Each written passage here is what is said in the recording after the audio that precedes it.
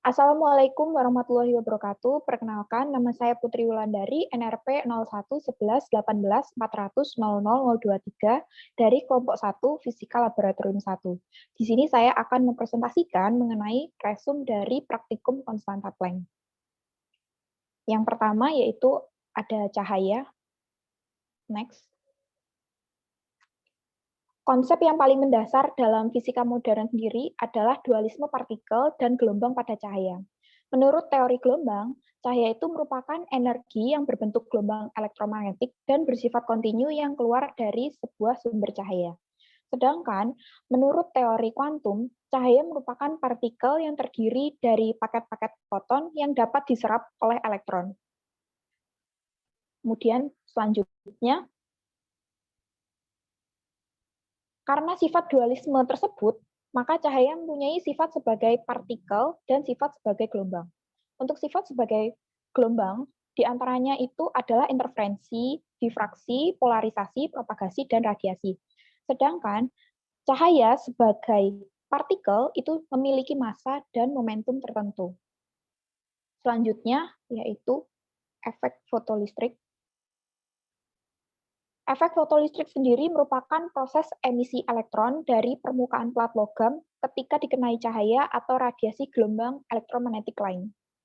Pada dasarnya, efek fotolistrik pertama kali diamati oleh Heinrich Hertz pada tahun 1887 melalui percobaannya dengan menggunakan tabung yang berisi 2 elektrode, kemudian dihubungkan ke sumber tegangan, di mana plat logam yang dikenai radiasi cahaya ini digunakan sebagai anoda.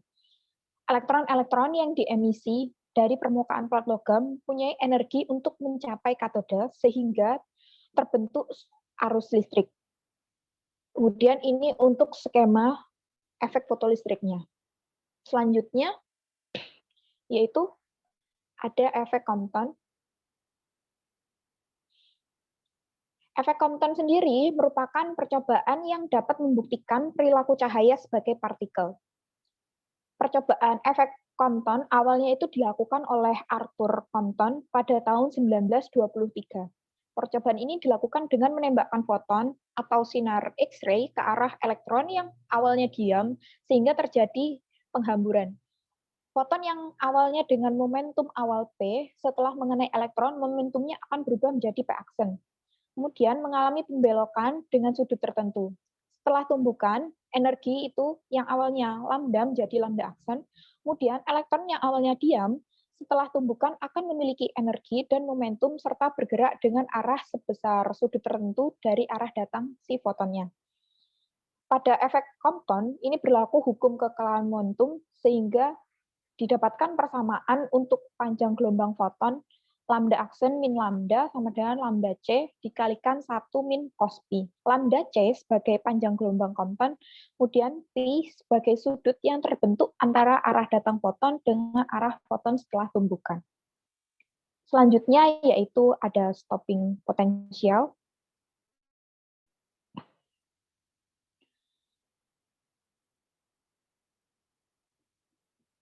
Pada awalnya, energi kinetik maksimum dari elektron itu sebanding dengan potensial henti atau stopping potensial. Pada saat perbedaan potensial meningkat, maka energi kinetik elektron itu akan meningkat sampai pada potensial tertentu, energi kinetik mencapai maksimum, dan tidak ada lagi elektron yang terlepas. Nah, potensial tertentu, energi kinetik mencapai maksimum dan tidak ada lagi elektron yang terlepas ini disebut sebagai stopping potensial atau V. Sehingga energi kinetik maksimal atau energi kinetik maksimumnya itu rumusnya menjadi E dikalikan V, yang mana E adalah besar muatan elektron, nilainya 1,6 dikalikan 10 pangkat min 19C. Dan yang terakhir, yaitu ada radiasi benda hitam dan masalah dengan fisika klasik.